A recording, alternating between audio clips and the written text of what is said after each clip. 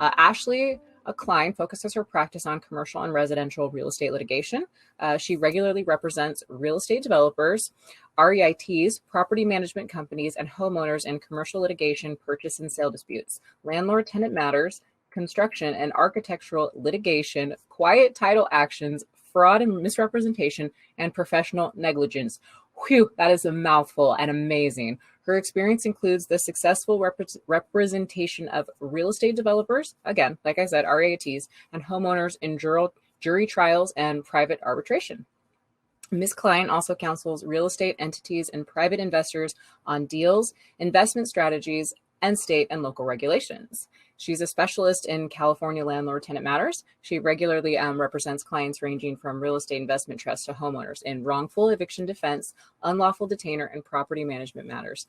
She has extensive experience counseling Bay Area landlords and homeowners about their rights and options under the San Francisco Rent Ordinance, statewide rent control regulations, the Costa-Hawkins Rental Housing Act, and other local rental ordinances. Man, she's amazing. She has served on multiple commissions. She has multiple degrees. She's a board member of the San Francisco Association of Realtors. She's been recognized by 2020 Super Lawyers as a top-rated real estate attorney.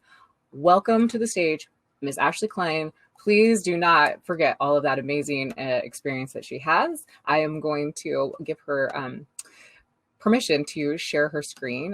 Wow, but you guys, that's a mouthful. If you guys can say that better than me, oh my gosh. When someone like that has so much experience, it's almost impossible to introduce them properly without giving them the correct nod, right? So welcome to the stage, Ashley. You just have an amazing wealth of knowledge. So. Oh, well, thank you so much. So nice to be here, and thank you for having me.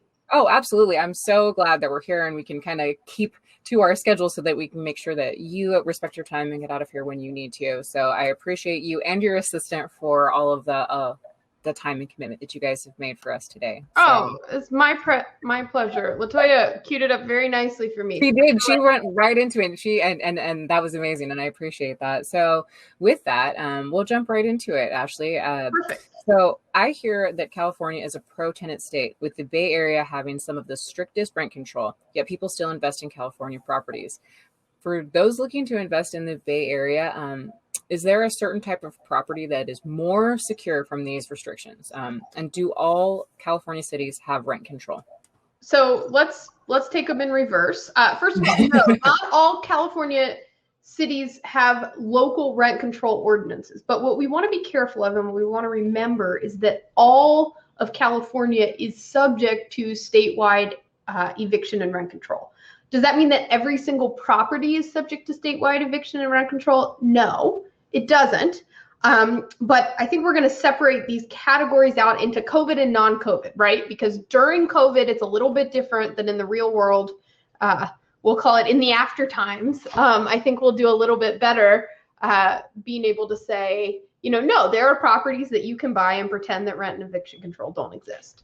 You ready for me to head into it?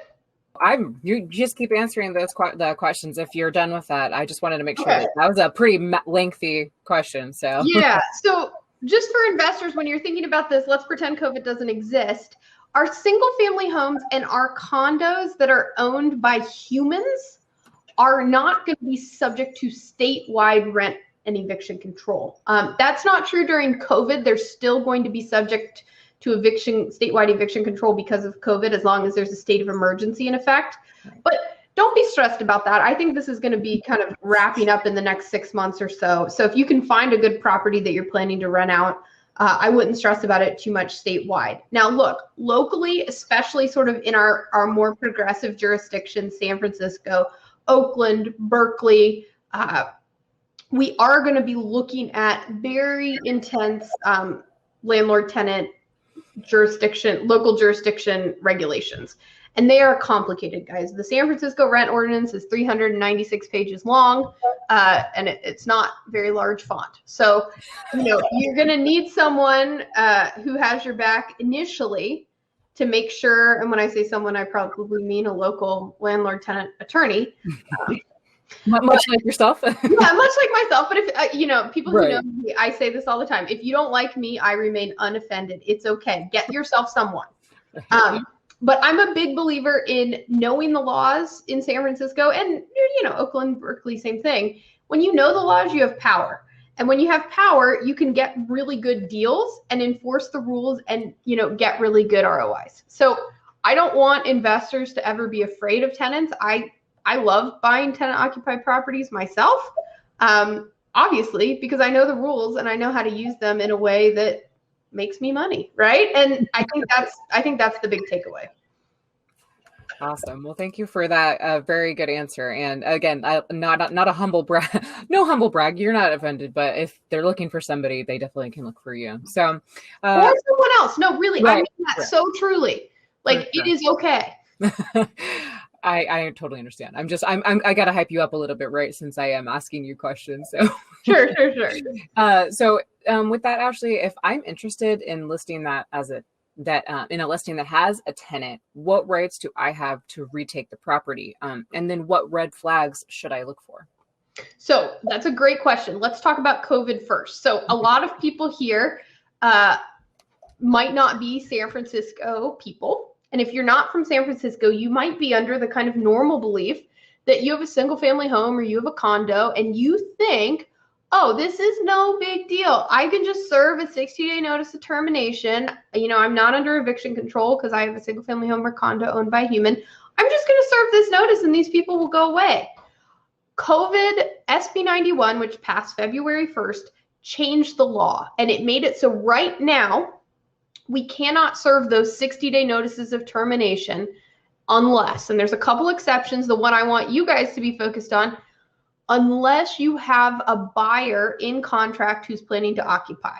If you do, then we're going to be able to serve that termination notice and get that property vacant so you can sell it, but we have to have it in contract first, right? So that's going to implicate a bunch of different contractual requirements. But as long as we have that, we can still do it like we used to. San Francisco investors, remember, and everyone forgot this because it happened right before the world ended. January 2020, San Francisco passed legislation that made every single property, no matter when it was built, subject to eviction control. So you are never in San Francisco going to serve a 60-day termination notice. You always need just cause. And if you can't figure out how to get someone out, you're going to find someone to help you. Great to know. Fantastic. Thank you. Thank you for that. And I hope everybody was listening because that was really fantastic information from Miss Ashley Klein here. So Ashley, what happens if the damages to a rental unit exceeds the tenant's security deposit? Couple choices. So small claims is my favorite option for landlords. You can go after them usually in small claims for damage they do to the property, right? But also don't forget about your insurance policy. Insurance is going to cover that usually, especially if you have the right insurance, which if you're renting a property, you need to make sure you have landlord tenant protection, wrongful eviction, personal injury coverage, and a $1 million liability umbrella. But you're going to need those things. And then, your tenant burns the place down, which we've unfortunately had happen. And then the insurance will come in and pick it up. Oh, I'm unmuted. I knew I was muted. It was just to make sure that there's no background noise while you're talking. I was like, it just took a second. So that's great. Wow. And also definitely great information again, as well. This is very, very important. And not everybody understands these things. So love it. Here we go back to a COVID question. I love the fact that you broke this up before. How has COVID-19 affected tenant and landlord rights? And were there any legislative changes to help protect landlords? Yes, that's a great question. Okay, so COVID changed our world everywhere. But in landlord tenant law, I felt like the weather woman. Every couple days, I'd get up and give a new webinar, right? Okay, San Francisco did this, the state did this, the governor did this, the judicial council did this. And then I'd be the weather woman for about a week, and then the weather would change, and then I'd go on tour again. So for those of you who have been joining me, it's been fun. We've had 2 comprehensive sets of legislation by the state now. The first was AB 3088, went into effect September 1st. Second was SB 91, went into effect February 1st. Interesting pieces of legislation. I'm not a major fan, but SB 91, the most recent one, did something that I am a fan of. And what it did is it allowed and created a rental assistance fund for tenants and landlords to basically get 1 year period of the rent covered up to 80%. So that's great. Landlords are not thrilled about 80 cents on the dollar, but as a lawyer who goes and tries to collect judgments, 80 cents on the dollar is a good day, man. So we should take that and be really excited about it. And, the downside, of course, is you can't evict your tenant afterwards. You can't do all these things. Right. You can't go after them in small claims, but you can take your money, kind of reset their tenancy, and be ready to move on. And so, I think that's a good outcome. There's a lot of money there. So I'm encouraging clients to get access to that fund, get that money in the door, and try to make 2021 a little better. And providing the weather to everybody and letting them know these changes is I love that, how you made that comparison. I can only imagine that you'll still be a weather woman here for a little while longer too. So yeah, I do these webinars all the time, but I feel like, and Ivy probably chip in on this. We do 4 a week right now during COVID because we're just trying to get around and get everyone the knowledge they need to make the right decision. And then we're like, whoops, the knowledge changed. No, that's a lot. And that's also kudos to you and props. If everybody heard that, she's doing that many webinars to let everybody know what's going on. So, oh man. Well, Ashley, so with the eviction moratorium that's in place and lenders being backlogged, have landlords been able to recoup their loss of rent? Yeah.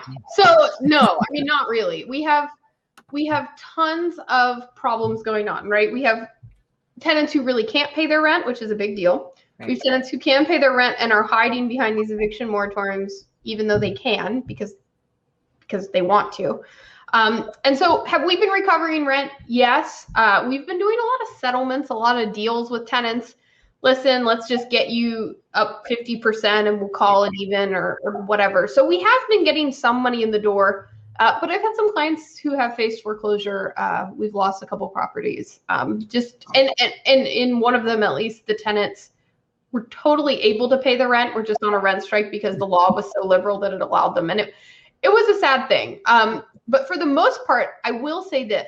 People who are buying investment properties and putting their own tenants in place, we've had great success with installing tenants that pay rent. So there is a method to the madness, right? You can find a way to get good tenants in that will pay rent. And it's a combination of, making sure they have the right income, making sure they have the right reserve accounts. It's just all the things, right? And you do those things and you don't end up in a situation where you're going to have a tenant defaulting on rent.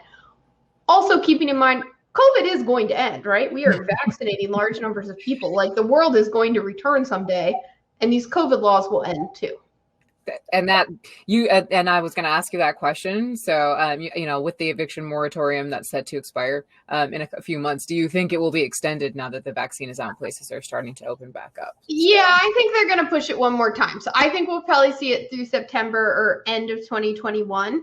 But keep in mind, even now, there are benchmarks that tenants have to meet. So they have to pay. Gotcha. They were supposed to have paid their September through end of January rent, 25% of that by end of January.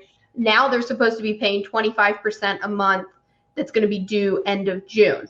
So we'll see. I think they're going to get one more extension on those two requirements, but that rent is going to come due, right? The end of the story is tenants have to pay their rent someday. Makes perfect sense.